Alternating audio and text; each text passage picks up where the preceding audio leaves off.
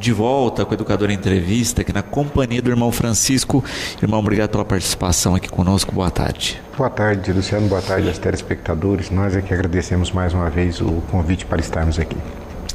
Irmão, falando aí, né, da questão da beatificação do Padre Donizete, vamos falar primeiro desse processo, né? O que é a beatificação, né, para falar um pouquinho desse passo a passo. Sim, dentro da nossa igreja, pelo seu direito, né, nós temos em Roma uma congregação que é chamada Congregação para a Causa dos Santos. E compete a essa congregação, que ela hoje tem um prefeito à frente dela, que é o Cardeal Betil, que é o que esteve aqui em Tambaú no último sábado. Então, todos os processos do mundo inteiro que dizem respeito aos santos, eles são remetidos para esta congregação. São remetidos pelas dioceses, né? Já é um tratamento direto, não existe intermediário. Então, as dioceses são aquelas responsáveis para a abertura de um processo. Então, como é que funciona? As pessoas, sendo cristãs, católicas, né, ou seja, batizadas, após a sua morte, então, dificilmente isso não se aceita antes dos 5 anos de se falar em alguma coisa. As pessoas que morrem em fama de santidade, quer dizer, fama significa dizer assim, a voz do povo, das pessoas conhecidas ali em volta, então, com o passar de anos, se vai colhendo documentos, testemunhos e várias outras provas, né, de que aquela pessoa realmente viveu as virtudes cristãs. E depois, então, o bispo diocesano ele vai pedir autorização para esta congregação para abrir um processo para verificar, não é processo de canonização, não é processo de beatificação, nada, é um processo para verificação dessas virtudes. E neste processo, então, você reúne testemunhos de pessoas, de parentes, se tiver fotografias, filmes, escritos e etc. e tal. Para você ter uma ideia, para uma pessoa ser admitida nessa fase, todos os escritos dela têm que ser lidos por peritos para verificar se ela não está dizendo alguma coisa que vá contra a Sagrada Escritura, contra o magistério da igreja. E depois toda essa papelada é encaminhada para Roma, e lá eles se debruçam em cima disso, né? E aí então eles autorizam que seja instaurado um processo, que é chamado então o processo de beatificação, e a partir de então essa pessoa passa a ser chamada de venerável, né? Ela é chamada de venerável. Então aí neste processo você vai novamente ouvir mais testemunhas, arrolar mais pessoas, juntar mais provas, e isso você vai juntando. É um processo que depois de concluído, novamente é remetido para Roma. Se aprovado, eles ficam no aguardo de um milagre por intercessão daquele santo. Aqui eu estou falando dos processos normais, eu excluo aqui a questão dos mártires, né? Porque aí nós vamos desembocar no processo que foi utilizado para o Padre Donizete. Então esse processo fica aguardando lá em Roma. Quando se tem notícia de que houve algum milagre, então novamente esses responsáveis por esse processo vão juntar todas as provas, né? Os depoimentos, a pessoa que a gente chama de miraculado, ouvir os seus familiares, tudo isso é tomado a termo, e tudo isso então é remetido com os pareceres médicos e de teólogos daqui, do local, no caso do Brasil, aqui da Diocese de São João da Boa Vista, é encaminhado para Roma. E chegando em Roma, então lá você tem as comissões, você tem comissão de médicos, peritos, você tem a comissão de teólogos e depois, por fim, a comissão dos cardeais. São 3 comissões diferentes. E é interessante notar que essa comissão formada por peritos e médicos, obrigatoriamente você tem que ter pessoas de outra fé. Ou seja, você pode ter médico protestante, médico espírita, médico ateu e médico católico. Então ela não pode ser só médicos católicos. E o que eles vão fazer? Eles vão debruçar em cima de todos aqueles exames e perícias que foram encaminhadas daqui para lá. Se tiver alguma dúvida, eles devolvem pedindo esclarecimento, pedindo mais algum exame e tal. E por que eles demoram? O pessoal fala, mas por que demora tanto? Demora simplesmente porque a igreja ela tem um cuidado, porque para que seja considerada uma cura milagrosa, tem que ser alguma coisa que seja definitiva e que permaneça no tempo. Então não pode ser uma simples melhora e depois volta. Então aí não foi uma cura. Então tem que ser uma coisa que... Então por isso que a igreja demora, porque ela fica esperando para poder realmente dizer, não, aqui não só essa comissão de peritos médicos disseram, os médicos peritos, principalmente no caso dos ateus ou de outra profissão religiosa, eles nunca vão dizer que é um milagre. Eles simplesmente vão dizer que não existe explicação científica para aquele fato. Né? E aí então é encaminhado para a comissão de teólogos, eles vão também debruçar em cima, depois é encaminhado para uma comissão formada por cardeais, e aí o Papa então convoca um consistório. É claro que ele não convoca um consistório só para um processo, então são vários outros processos oriundos de várias partes do mundo. E aí nesse consistório, o que é essa palavra consistório? A consistório a gente dá o nome da reunião de todos os cardeais com o Papa. Aí nesse consistório o Papa então coloca aquilo na pauta para que os cardeais possam também tomar conhecimento, e aí então o Papa decreta, como foi feito no caso do Padre Donizete, que aquele milagre é reconhecido pela igreja, e então que se pode marcar uma data para fazer a cerimônia de beatificação. Então esse assim, bem, eu estou resumindo, né, o processo para se chegar à beatificação. É preciso que tenha um milagre. E no caso aqui do Padre Donizete, daqui a pouco nós vamos falar desse milagre. Irmão, vamos falar um pouquinho a respeito da questão do milagre, né, que é a peça-chave aí nesse processo. Sim. Quando a gente fala de Padre Donizete, então a gente diz assim, a igreja ela cobra um. Então, na verdade, no processo você cita um monte de outros milagres que nós tivemos, mas que não foram, vamos dizer assim, averiguados a fundo. Agora, esse, para fazer parte do processo, e é interessante porque, estando em Tambaú, nós pudemos ver lá, quer dizer, os próprios médicos que atenderam, o pessoal do laboratório que fizeram os exames, os raios-x, tomografias e tudo, quer dizer, o pessoal estava tudo lá. Então é uma coisa muito, muito próximo de nós, muito presente, porque quando a gente fala dos santos mais antigos, ou então mais distantes geograficamente de nós, fica uma coisa assim, parece que muito longe e tal. E aí aqui, por ser tão próximo, e a gente ver ali as pessoas, muito interessante ver aquelas pessoas já, é claro, já idosas, né? Mas que conviveram com ele, que conheceram pessoalmente e tal, isso é muito importante, né? E antes de, não sei se você me permitiria, mas antes de chegar nesse milagre, só dizer assim rapidamente que ele é tão próximo de nós, porque o Padre Donizete, ele nasceu aqui, na cidade de Cássia, próximo de Franca, Minas Gerais, é mais um mineiro, né? Porque é Minas dá santo que não acaba mais, né?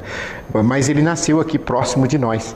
E os seus pais, ele era de uma família de classe média, o pai dele era um advogado, o seu Tristão, a mãe, a Dona Francisca, era uma professora, e eles tinham 16 filhos, né? Então, quer dizer, eram 16 irmãos. E ele, desde pequeno, muito inteligente, gostava muito de música, né?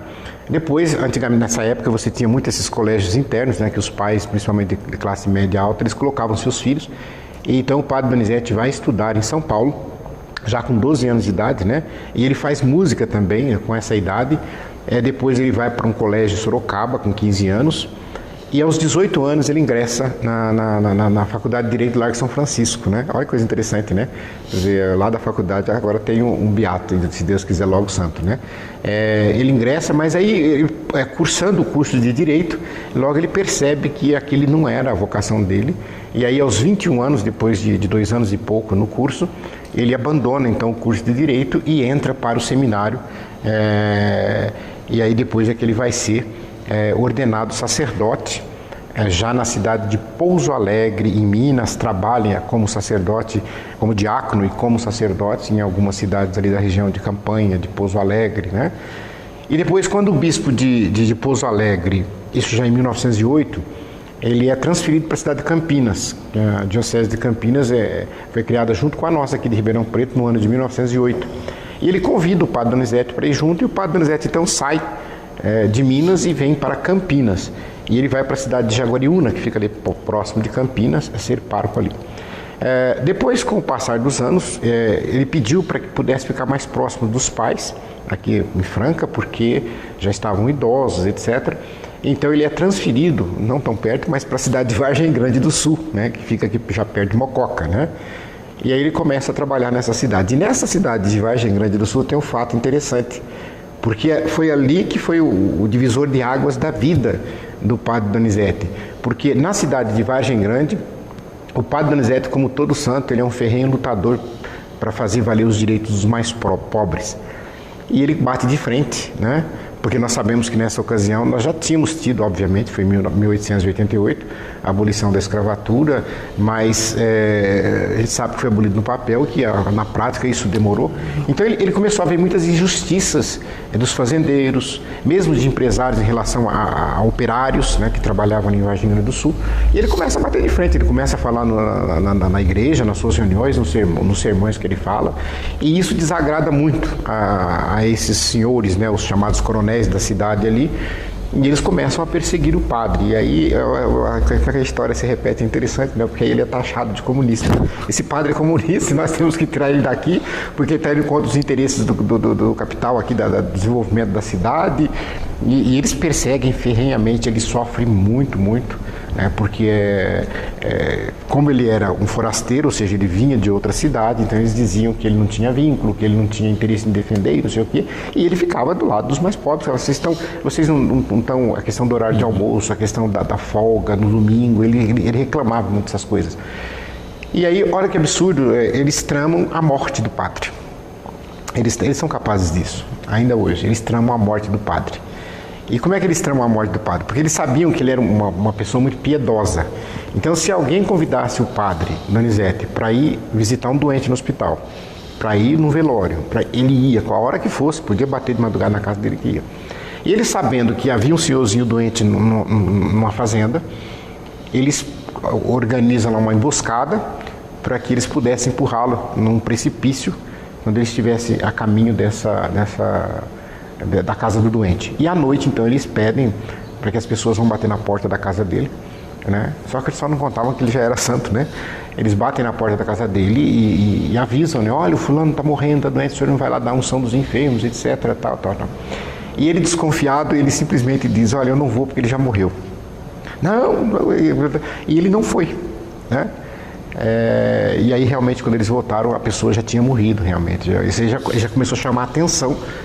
Isso aí a gente chama de premonição, né? Então já começou a chamar a atenção, que ele conseguiu avisá-los. Mas aí, quer dizer, eles não se deram satisfeitos. E aí foram ao bispo, fizeram um abaixo-assinado. E é claro que esse abaixo-assinado os pobres não assinaram, mas só os grandes da cidade. E aí, tomando conhecimento deste atentado da ameaça, que não chegou a concretizar o atentado contra o padre, o bispo houve por bem transferiu o padre Donizete, conversou com o padre, falou, olha, se o senhor ficar aí, o senhor está correndo risco, etc. tal. E aí, então, fizeram uma troca. Eu vou conversar com o padre que está em Tambaú, o padre de Tambaú vem para Vargem Grande e o senhor sai de Vargem Grande e vai para Tambaú. E o padre Donizete aceitou e foi, então, quando ele foi transferido para a cidade de Tambaú, onde ele ficou durante 35 anos. E o bonito, nós sabemos que a cidade de Tambaú hoje não tão forte, mas naquela ocasião já foi muito mais pujante na relação da cerâmica, né? Tijolos, telhas. Então, você anda na cidade, você vê aquelas torres de tijolos, é muito característico de Tambaú. E lá, então, tinha muitos operários que trabalhavam nessas empresas, né? E adivinha onde o padre vai se meter, né? Ele funda, olha que bonito, né? Eu fico pensando aqui porque ele funda o Círculo Operário, que não era um sindicato, não tinha sindicato, mas era como um sindicato. Uhum. Porque no Círculo Operário ele reúne todos os operários que trabalhavam, monta como que se fosse uma diretoria para fazer um diálogo com os empresários, no sentido de que pudesse ser observado. Olha só que coisa interessante, pudesse ser observado. Horário de almoço, porque não tinha, a pessoa tinha que comer em 15 minutos e voltar a trabalhar, horário de almoço. Outra coisa, as mulheres grávidas, porque as mulheres grávidas trabalhavam até o 9º mês ali, e aí, quer dizer, passava mal, entendeu? A questão dos doentes, a questão dos idosos, a questão de segurança, dos equipamentos. Então, quer dizer, a questão da folga semanal, a questão das férias, né? Vejam bem que eu estou falando aqui de uma época que nós não tínhamos CLT. Apesar que ela foi toda desfigurada, mas nós não tínhamos ainda nessa época. Mas ele já se preocupava com isso. E é claro que ele criou também muitos inimigos em Tambaú. Só que em Tambaú começou a acontecer então o fenômeno dos seus milagres.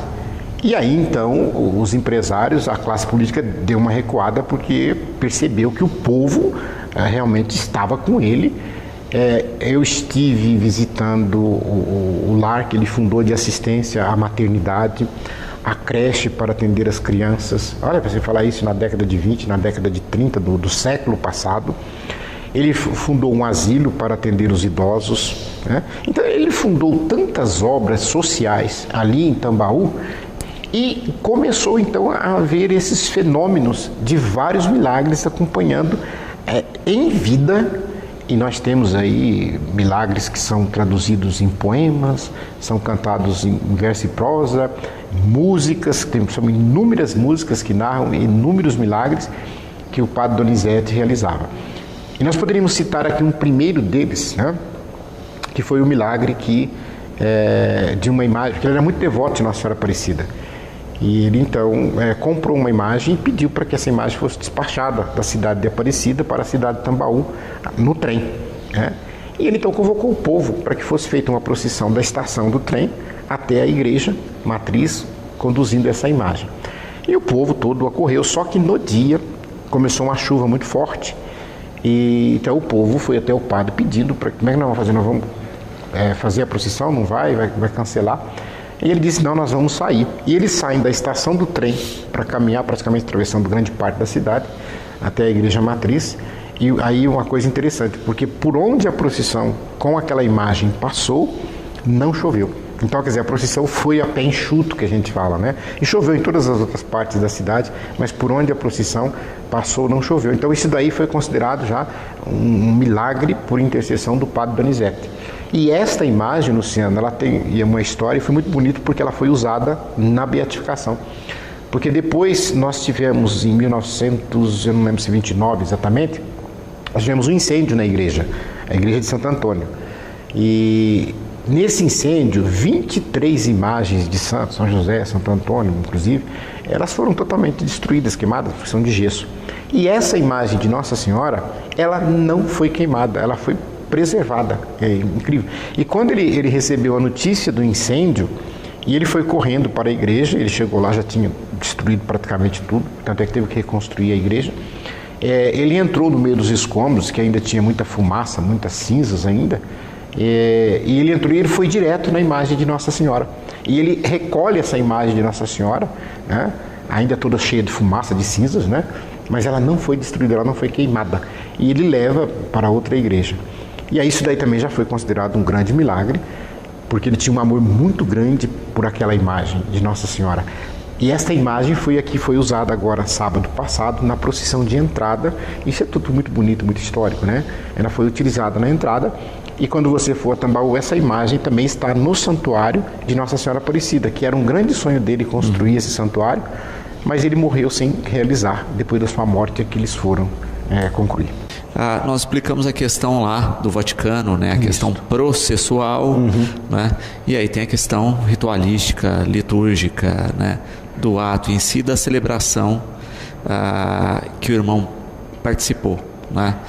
Vamos falar um pouquinho desse processo. Eu vou pedir para a Dani também, nós temos algumas fotos da cerimônia, e eu vou pedir para a Dani passar para a gente comentar em cima aí dessas fotos. Toda cerimônia de beatificação ou canonização, você tem aquela chamada imagem oficial, que é a imagem que o Vaticano aprova, né? Então, no caso do padre Donizete, não poderia ser outra que não essa imagem dele dando a bênção, que ele colocava a mão esquerda sobre o coração e estendia a mão direita sobre o povo e abençoava o povo com esta bênção. Ele rezava essa bênção em latim, porque até então também, é claro, antes do Vaticano II, toda a liturgia da igreja era rezada em latim, então ele dava essa bênção em latim. E é interessante porque depois, mesmo depois de sua morte, isso até a década de 80 foi possível, nós vemos muitas emissoras de rádio no Brasil inteiro, às 6 horas da tarde, colocavam essa bênção, Nordeste, Norte, etc., que é dessa imagem oficial tirada dessa bênção que ele dava. Só uma lembrança, quando eu falo que Roma tem que aprovar, é claro que no caso do Padre Donizete já mandaram essa, aprovou.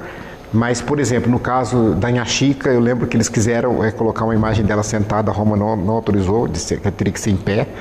No caso da Irmã Dulce, eles queriam colocar várias crianças, vários idosos, né, tal. Eles também não aprovaram, então foi aprovada aquela imagem que nós conhecemos dela, uma criança. Então, em toda a cerimônia, antes ali, quando a gente dá glórias a Deus, né, que é o hino de louvor da celebração, então tem aquele momento onde você tem a leitura, o enviado do Papa lê em latim o decreto de beatificação, e depois o bispo, e no caso aí Dom Vilar, que é daqui de Batatais, ele é o bispo de São João da Boa Vista, ele faz a leitura em português do decreto. E eu tive a graça de poder sentar bem do lado do quadro, e por isso que eu pude tirar essa foto, porque se não fosse, não tirava. Porque muita gente tentou chegar perto e não conseguiu. E eu consegui porque foi foi por Deus mesmo, porque o meu lugar era lá embaixo, que estava reservado. Do lado direito os diáconos, do lado esquerdo os seminaristas, e nós estávamos em mais de 400 seminaristas, só que diáconos permanentes nós tínhamos em torno de 30. Então, como nós éramos em pouco, então depois que todo mundo se instalou, porque foi em formato de cruz, então sobrou um espaço onde estava reservado para as autoridades, ali onde estavam os prefeitos de Caça, prefeito de Tambaú, prefeito de várias cidades da região, deputados, vereadores, nós tínhamos lá o Kassab, secretários, etc., do governo do estado, representando o governo federal. Então sobrou um espaço, então eles pediram, quando vocês são 30, não, vocês podem subir e sentem aqui. E aí nós sentamos ali, e eu fui sentar bem do lado do corredor, e foi o corredor onde, primeiro, passa o miraculado, porque depois que lê o decreto, na cerimônia, então você entra, a pessoa que recebeu o milagre da beatificação, ela entra trazendo uma relíquia, no caso, um pedaço de osso do padre Donizete. Porque também, aí você vê esse momento, estava bem do lado, essa foto fui eu quem tirei, porque esse menino, o Bruno, eu já falo do milagre que aconteceu com ele, ele tem 12 anos de idade, e você pode ver a mãe dele está ali de azul atrás, aos prantos, ela não parou de chorar durante toda a cerimônia, né? E ele vai, então, o miraculado, conduzindo esta relíquia, que vai ser colocada lá do lado daquele painel, imagem. Daquela imagem oficial, e aí o cardeal vem, incensa o osso, que é essa relíquia, né? E ele retorna, né? Então esse é um momento assim para nós que estávamos ali, porque só para a gente não perder esse menino, quando ele nasceu, ele é da cidade de Casa Branca, o Bruno. E quando ele nasceu com um defeito congênito no pé, ou seja, o pessoal chama de pé torto, né? E a mãe, então, levou para diversos médicos e clínicas, trouxe para Ribeirão Preto e tal. Então, todos os exames indicavam que a cirurgia corretiva não iria ser 100%. Ele não iria conseguir andar normalmente. Então, a mãe ficou desesperada porque fez todos os exames, todas as coisas, passou por juntas médicas, etc. Mas os médicos disseram, podemos fazer a cirurgia, mas vamos até preparar para fazer a cirurgia, mas esse menino, nesse caso dele aqui, casos semelhantes, não se consegue fazer a correção totalmente, ele vai mancar, ele não vai andar normalmente. Mas ele não conseguia andar, né? E essa mãe, desesperada um dia à noite, ela coloca esse menino, pega a criança, ele era pequenininho, acho que tinha 3 aninhos, coloca em cima da mesa, ele não conseguia andar, ele não conseguia parar em pé. E naquele momento ali à noite, sozinha com ele, ela clama, isso é um testemunho, tá a oitiva dela no processo, então ela clama para a intercessão do Padre Donizete, para que o Padre Donizete pedisse à Virgem Maria para que Jesus pudesse curar o filho dela. Porque a gente sempre tem bem claro na igreja, os santos são intercessores, eles não fazem milagres. É que no popularzão a gente fala que santo faz milagre. Não, todo milagre quem faz é Jesus, é Deus. Agora, a gente crê na intercessão, ou seja, aqueles que intercedem por nós, ou seja, ele pede por nós, né? Então a pessoa que vai lá e que intercede, faz essa mediação, essa intermediação entre nós e Deus. E ela clamou para que o Padre Donizete pudesse interceder, para que o filho dela pudesse andar, para que ele pudesse ser curado. E ela no testemunho, ela diz que estava aos prantos, porque ela estava desesperada, né? Porque via o sofrimento da criança e também as dores e etc. e tal. E aí, depois dessa oração que ela fez, pedindo a intercessão do Padre Donizete, e ela vai dormir, coloca o menino na cama, e no outro dia, quando ela levanta de manhã, ela vai pegar a criança, tudo que ela vai trazer, ela coloca a criança fica em pé, e ela ficou desesperada, surpresa, né? E aí ela olha para o pé da criança, e a criança andou, né? Então aí foi considerado um milagre, porque aí depois, então, é claro, ela volta aos médicos, né?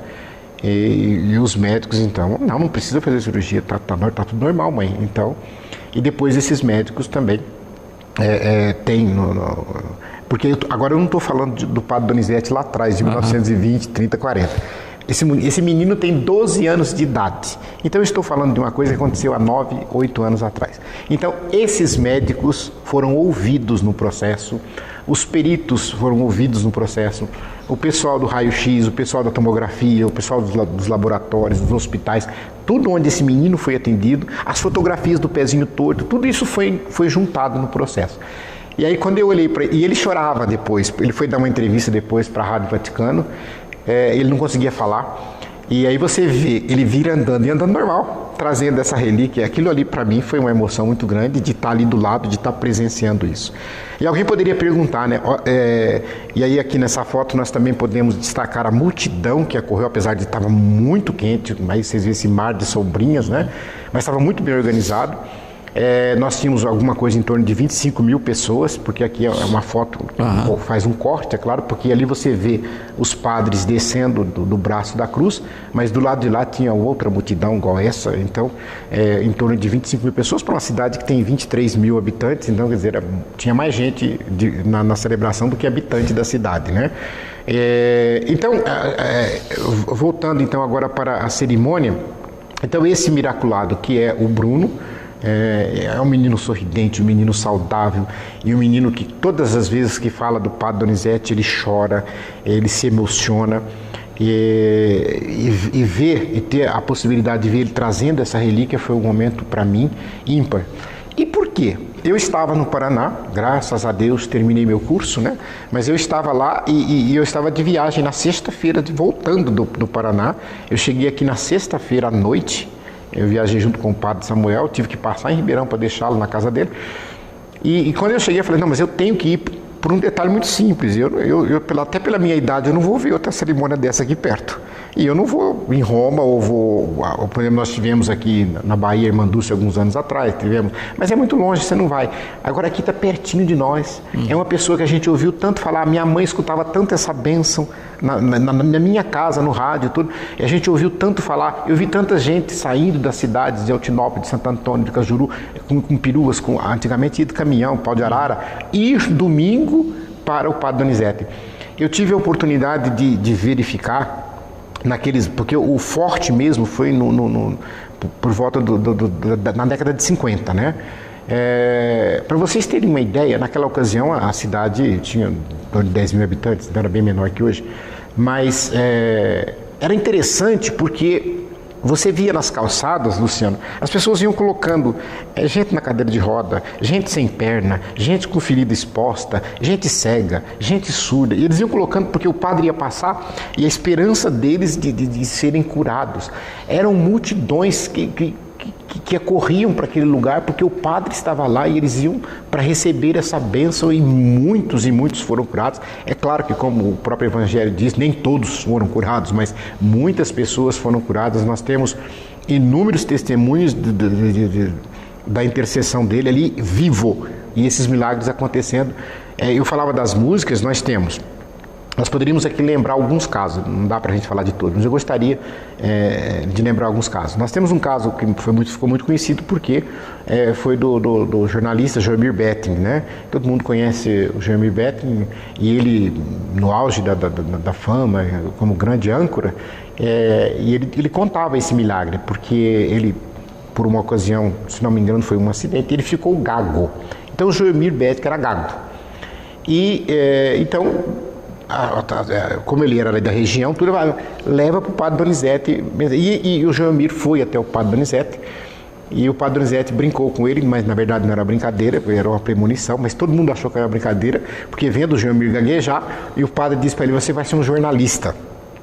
E todo mundo deu risada para o jornalista gago, né? E o padre disse que fez uma sopa de quiabo, olha, nunca vi sopa de quiabo, deu para ele comer, ele comeu aquela sopa, o padre deu a benção, e todos nós precisamos dizer que aí nós sabemos que o Joemir não gaguejava nada, e grande âncora do nosso jornalismo.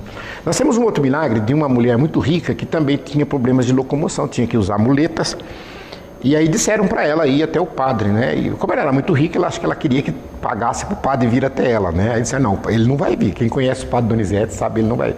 Então na cabeça dela, apesar de toda a sua riqueza, ela se submete a ir até o padre. E ela vai, recebe a bênção, é curada, começa a andar. E ela, como gratidão, ela oferece para o padre um colar cheio de pedras, de coisas preciosas, né? E o padre se recusa a receber e diz para ela, olha, você dê para a primeira pessoa que você encontrar. E é até interessante porque isso é narrado numa música muito conhecida, se não me engano, Jacó e Jacózinho que canta, é antigo, né? E ela sai e ela encontra uma mulher negra e ela pensa 2 vezes em dar aquele colar para aquela mulher, porque ela diz, é muito pobre, o que ela vai fazer com esse colar? E ela dá 5 réis para a pessoa e não dá o colar. E aí, dali a pouco ela volta a ter problemas de locomoção, não consegue andar, tem que usar a muleta de novo, né? Então são vários outros, tem o caso do milagre da corrente. Eu vou falar uma coisa aqui que muita gente não sabe. Quando a gente elogia o CAPS, quando a gente elogia o tratamento psicológico e psiquiátrico que nós temos hoje, é porque antigamente nós não tínhamos nada. Eu, por exemplo, lembro na minha cidade, as famílias que tinham pessoas com problemas mentais, eles ficavam presos dentro do quarto, alguns amarrados, ou então como um caso que eu conheci, que o pai fez um quartinho, né, fechou, só tinha uma janelinha em cima com grade, e ele tinha uma filha com problema, ela ficava trancada lá dentro, ela gritava lá, feito doido, o dia inteiro. E eles levavam comida para ela, tudo lá tal, tinha um banheirinho para ela fazer necessidade, ficava trancada, porque não tinha política nenhuma no aspecto desse tipo de tratamento. E uma família que tinha uma filha desse, que mantinha essa filha correntada, leva essa filha até o padre, e ela era muito violenta, e o padre abençoa, né, e pede para que eles tirem as correntes, e eles recusam, né, não, ela vai agredir o senhor e tal, e ele fala, pode tirar, e eles tiram a corrente e a menina volta ao normal. Esse é um outro milagre aí na história do padre Donizete, né. Agora tem a próxima etapa, né, a gente sabe que de beato a santo também tem um caminho burocrático. É outro tanto, é claro, agora o processo está todo pronto, essas fases que foram cumpridas, fica arquivado na Congregação para as Causas dos Santos em Roma, todo esse procedimento, inclusive as atas que foram feitas aqui em Tambaú no sábado, então é feita uma ata, que assina como presidente desta cerimônia o cardeal que veio de Roma, o cardeal Betil, o Dom Vilar, que é o bispo de São João da Boa Vista, mais o Dom Moacir, que é da província, que é o arcebispo de Ribeirão Preto, e tinha mais de 30 bispos presentes, todos eles, o cardeal Dom Rani, o cardeal Odilo de São Paulo, então todos eles assinam essa ata, e aí essa vai ser o último documento aposto no processo que fica em Roma, e a outra cópia do processo fica aqui na Diocese de São João da Boa Vista. E agora então, com o desdobrar, vai aparecendo, eles vão relatando milagres, etc. E aí vai se investigando esses milagres. E se por acaso algum deles realmente se revelar autêntico e Roma vai dar um tempo para esperar, verificar, então nós poderemos ter a última fase, melhor dizendo, que seria a fase da canonização, que foi o que nós tivemos em relação à Irmã Dulce. Mas é bom a gente frisar que a igreja dá esse tempo também, né? Porque também se aparecer qualquer outra... É claro, nós todos vamos rezar para que seja um milagre, nós conhecemos a história, sabemos, sem medo algum, dizer que daquilo que conhecemos do Padre Donizete, realmente era um padre santo, né? Dedicado aí à causa dos pobres e da igreja, às causas sociais, mas entre uma fase e outra, se aparece qualquer senão, também breca tudo, não vai para frente, né?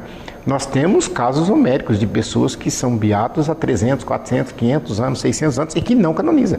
Por quê? Porque entre nessas duas fases, melhor dizendo, interstício, entre a beatificação, o surgimento de milagre e a canonização, o que acontece? Aparece algum senão.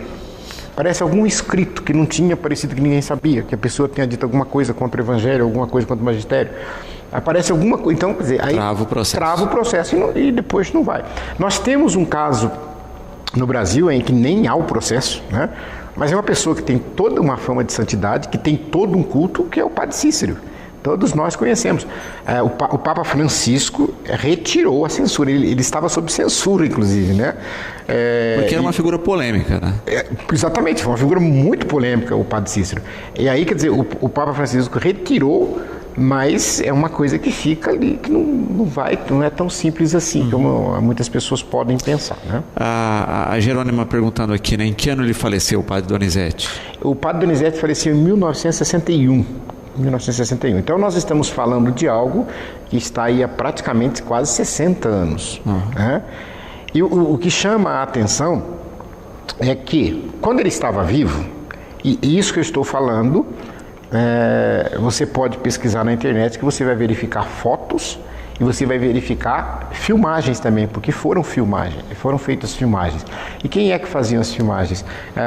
As pessoas da época, inclusive o próprio governo, né?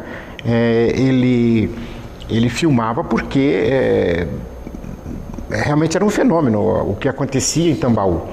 Eu tive a oportunidade de verificar na sala. Nós temos um mapa mundi e tem também lá o acervo de cartas que as pessoas mandam para o santuário, e nós temos quase 100 países, tem cartas de quase 100 países. Eles marcaram no mapa, então tem milagres atribuídos ao Padre Donizete na Austrália, Japão, Rússia, quase que em todos os países da Europa, acho que 4 ou 5 países da África, Estados Unidos, México, Canadá, vários países da América Central, praticamente quase todos os países da América do Sul, Argentina, Chile, Uruguai, Paraguai, quase todos eles têm milagres atribuídos ao Padre Donizete, e tem essas cartas das pessoas que escrevem para o santuário, que estão todas ali arquivadas. E para vocês terem uma ideia do que eu vou dizer, todos os finais de semana, todos, sem exceção, ou quando tinha algum feriado no meio da semana, tinha aquele monte de excursões, romarias que se faziam para lá. É gente que ia a pé, de carroça, de cavalo, de carro, de caminhão, de ônibus, de pau de arara. E a cidade lotava, tanto é que começou a acontecer o caos no município. Faltava água, faltava comida. As pessoas não tinham onde fazer as necessidades fisiológicas porque a cidade não comportava tem-se notícia de que em determinada época, que foi situada entre os anos de 50 e 55, chegou um final de semana que tinha 40 mil pessoas, quer dizer, um absurdo, e aquele esparramado tudo por ali, quer dizer, não tinha condições. E aí começou a dar um problema, que era a questão da higiene, a questão da vigilância sanitária, que não era tão estruturada como hoje. Mas isso fez com que o governo, Jânio Quadros, emitisse um decreto, né, proibindo, olha que coisa interessante, né, proibindo a bênção do padre. Por quê? Porque o povo ia por causa da bênção. E a bênção era pública, o povo ia para a praça para receber a bênção. Aí houve esse decreto de Jânio Quadros proibindo que o padre desse a bênção. E foi interessante porque, olha, o que é ser santo, né? Ele podia falar, agora que eu vou ficar famoso, né, eu vou bater de frente. Não, ele obedeceu. E o Padre Donizete, ele dizia, isso tem gravado, em 1955, ele dá a última bênção dele, 8 horas da noite, não lembro exatamente a data, em que ele explica o decreto. Ele vai dizer, por causa do risco que estava tendo na cidade, de epidemias e de outras coisas, em virtude da falta d'água, em virtude porque muitas pessoas com doenças, até às vezes contagiosas, tuberculose, as pessoas iam e misturavam naquele ponto. Então, só que ele diz o seguinte, antes de dar a última bênção dele, ele diz assim, mas vocês podem ter certeza que de dentro da minha casa, todos os dias eu vou continuar dando a bênção para todos aqueles que precisam realmente dessa bênção de Deus. Então, essa última bênção foi em 1955, e aí, a partir dali, então, ele não mais deu a bênção pública. Ele, é claro, continuava celebrando, continuava sendo pároco, né?